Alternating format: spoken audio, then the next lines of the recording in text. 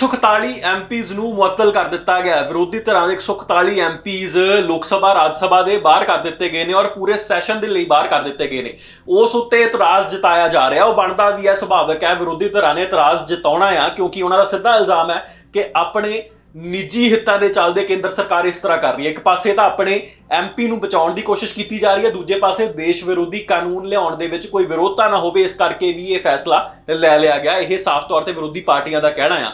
ਪਰ ਇਸ ਉੱਤੇ ਵਿਸ਼ੇਸ਼ ਤੌਰ ਦੇ ਉੱਤੇ ਕੁਝ ਇਹੋ ਜਿਹੇ ਐਮਪੀਜ਼ ਤੁਹਾਨੂੰ ਸਾਹਮਣੇ ਰੱਖਣਾ ਚਾਹੁੰਦੇ ਆ ਜਿਨ੍ਹਾਂ ਦੇ ਬਿਆਨ ਲਗਾਤਾਰ ਵਾਇਰਲ ਹੋ ਰਹੇ ਆ। ਉਹਨਾਂ ਦੇ ਵਿੱਚ ਇੱਕ ਤਾਂ ਬੀਬੀ ਹਰਸਿਮਰਤ ਕੌਰ ਬਾਦਲ ਨੇ ਜਿਹੜੇ ਕਿ ਬਠਿੰਡੇ ਤੋਂ ਐਮਪੀ ਨੇ, ਤੇ ਦੂਜੇ ਪਾਸੇ ਬੀਐਸਪੀ ਦੇ ਦਾਨਿਸ਼ ਅਲੀ ਦਾ ਬਿਆਨ ਸਾਹਮਣੇ ਆਇਆ ਔਰ ਨਾਲ ਦੀ ਨਾਲ ਹੀ ਸਮਾਜਵਾਦੀ ਪਾਰਟੀ ਤੋਂ ਅਖਿਲੇਸ਼ ਯਾਦਵ ਦਾ ਬਿਆਨ ਵੀ ਸਾਹਮਣੇ ਆਇਆ ਕਿਉਂਕਿ ਅਖਿਲੇਸ਼ ਯਾਦਵ ਤੇ ਉਹਨਾਂ ਦੀ ਪਤਨੀ ਨੂੰ ਵੀ ਮੁਅੱਤਲ ਕਰ ਦਿੱਤਾ ਗਿਆ। ਖੈਰ, ਇਸ ਪੂਰੇ ਮਾਮਲੇ ਨੂੰ ਲੈ ਕੇ ਬੀਬੀ ਹਰਸਿਮਰਤ ਕੌਰ ਦੀ ਗੱਲ ਕਰੀਏ ਤਾਂ ਉਹਨਾਂ ਨੇ ਸਾਫ਼ ਤੌਰ ਤੇ ਕਿਹਾ ਕਿ ਇਹ ਲੋਕਤੰਤਰ ਦੀ ਹੱਤਿਆ ਆ ਤੇ ਨਵਾਂ ਸੰਸਦ ਭਵਨ ਲੋਕਤੰਤਰ ਦਾ ਕਬਰਸਤਾਨ ਬਣ ਗਿਆ। ਜਿਹੜਾ ਨਵਾਂ ਲੋਕਤੰਤਰ ਨਵਾਂ ਸੰਸਦ ਭਵਨ ਲੋਕਤੰਤਰ ਦੀ ਮਿਸਾਲ ਦੱਸਿਆ ਜਾ ਰਿਹਾ ਸੀ, ਜਿੱਥੇ ਸੰਗੋਲ ਸਥਾਪਿਤ ਕੀਤਾ ਗਿਆ ਸੀ, ਉਸ ਲੋਕਤੰਤਰ ਬਾਰੇ ਕਹਿੰਦੇ ਨੇ ਬੀਬੀ ਹਰਸਿਮਰਤ ਕੌਰ ਬਾਦਲ ਕਿ ਇਹ ਲੋਕਤੰਤਰ ਦਾ ਕਬਰਸਤਾਨ ਬਣ ਗਿਆ। ਇਹ ਨਵਾਂ ਸੰਸਦ ਭਵਨ ਲੋਕਤੰਤਰ ਦਾ ਕਬਰਸਤਾਨ ਬਣ ਗਿਆ। ਬੀਬੀ ਹਰਸਿਮਰਤ ਕੌਰ ਬਾਦਲ ਨੇ ਸਿੱਧੇ ਨਿਸ਼ਾਨੇ ਸਾਧੇ ਨੇ। ਇੱਥੇ ਹੀ ਗੱਲ ਨਹੀਂ ਰੁਕੀ। ਦਾਨਿਸ਼ ਅਲੀ ਬੀਐਸਪੀ ਦੇ ਐਮਪੀ ਸਾਫ਼ ਤੌਰ ਦੇ ਉੱਤੇ ਗੁੱਸੇ ਦੇ ਵਿੱਚ ਨਜ਼ਰ ਆ ਰਹੇ ਸੀ। ਉਹ ਸਾਰੀ ਭੜਾਸ ਜਿਹੜੀ ਹੈ ਉਹ ਕੇਂਦਰ ਸਰਕਾਰ ਉੱਤੇ ਕੱਢਦੇ ਨਜ਼ਰ ਆ ਰਹੇ ਸੀ। ਕਹਿੰਦੇ ਸੀ ਕਿ ਜੇ ਸਵਾਲ ਪੁੱਛਿਆ ਜਾਵੇਗਾ ਤੇ ਬਾਹਰ ਕੱਢ ਦਿੱਤਾ ਜਾਵੇਗਾ, ਇਹ ਕਿਸ ਤਰ੍ਹਾਂ ਦਾ ਇਨਸਾਫ ਹੈ।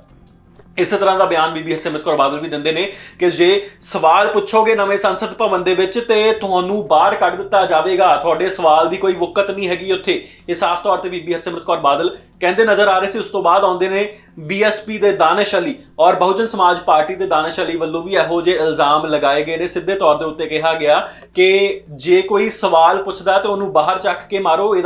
ਇਸ ਨੂੰ ਲੋਕਤੰਤਰ ਨਹੀਂ ਕਹਿੰਦੇ, ਇਹਨੂੰ ਡੈਮੋਕ੍ਰੇਸੀ ਨਹੀਂ ਕਹਿੰਦੇ। ਔਰ ਨਾਲ ਦੀ ਨਾਲ ਜੇ ਗੱਲ ਕਰੀਏ ਅਖਿਲੇਸ਼ ਯਾਦਵ ਦੀ, ਤੇ ਉਹਨਾਂ ਨੇ ਵੀ ਪੁਰਜ਼ੋਰ ਤਰੀਕੇ ਦੇ ਨਾਲ ਇਸ ਗੱਲ ਦਾ ਵਿਰੋਧ ਕੀਤਾ ਹੈ। 141 ਮੈਂਬਰ ਕੱਢੇ ਜਾਣੇ, ਮੁਅੱਤਲ ਕੀਤੇ ਜਾਣੇ ਮਾਇਨੇ ਰੱਖਦੇ ਨੇ। ਤੇ ਉਸ ਤੋਂ ਬਾਅਦ ਇਹ ਫੈਸਲਾ ਸੁਣਾਇਆ ਗਿਆ ਕਿ ਜੇ ਇਹੀ ਵਰਤੀਰਾ ਰਿਹਾ ਤੇ ਆਉਣ ਵਾਲੇ ਸੰਸਦੀ ਇਜਲਾਸਾਂ ਦੇ ਵਿੱਚ ਵੀ ਬਾਹਰ ਹੀ ਰੱਖਿਆ ਜਾਵੇਗਾ।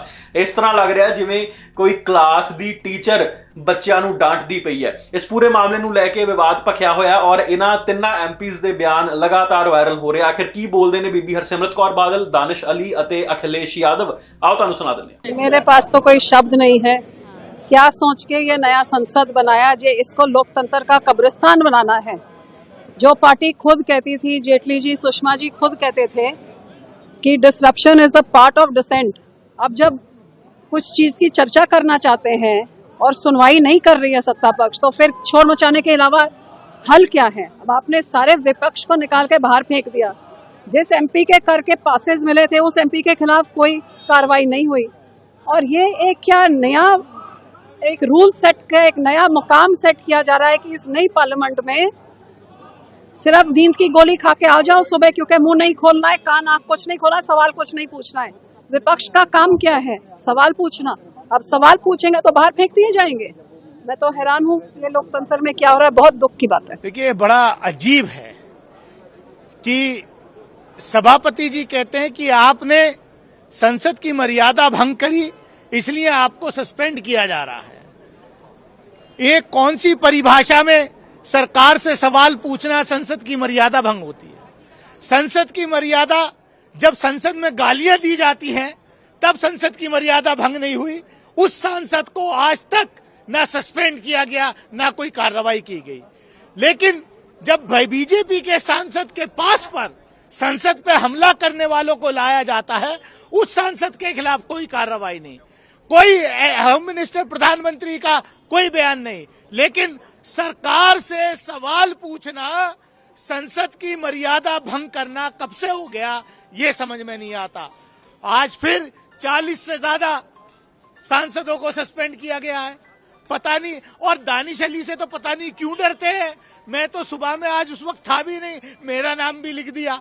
धन्यवाद करता हूं मैं कि कम से कम आपने मुझे भी सस्पेंड किया। ये बीजेपी से ये पूछना चाहिए कि बीजेपी लोकतंत्र का मंदिर बोलती है। हम सब जितने भी सांसद इस सदन में रहे हैं, समय समय पे अपने भाषणों में लोकतंत्र का मंदिर कहा है। अब ये किस मुंह से लोकतंत्र का मंदिर कहेंगे जब विपक्ष को इस तरीके से बाहर कर देंगे। ये शुरुआत है अपनी मन मानी चीजें करने की, और अगली बार ये आ गए तो बाबा साहब भीमराव अम्बेडकर जी का संविधान खत्म हो जाएगा। हम और आप इस दरवाजे से नहीं घुस पाएंगे, वो बाहर खड़ा है। Subscribe to One India channel and never miss an update.